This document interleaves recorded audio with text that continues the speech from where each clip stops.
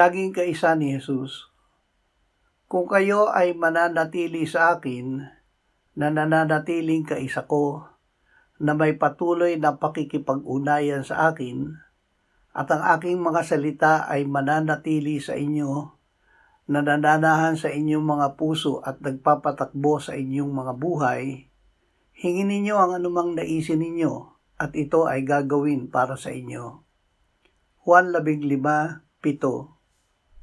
Ang ating relasyon na sumasampalataya kay Jesus ay buhay at hindi napuputol.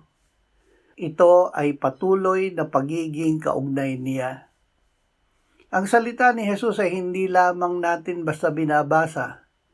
Ito ay pinananahan natin sa ating puso at ipinamumuhay. Dahil ang buhay ni Jesus ang umiiral sa atin, tinitiyak niya na anuman ang hingin natin ay gagawin para sa atin. Ito ay dahil ang hinihingi natin ay tugma sa kalooban niya at ng Ama. Panginoong Hesus, panatilihin mo kami na kaisa mo bawat sandali. Iingatan at susundin namin ang iyong salita.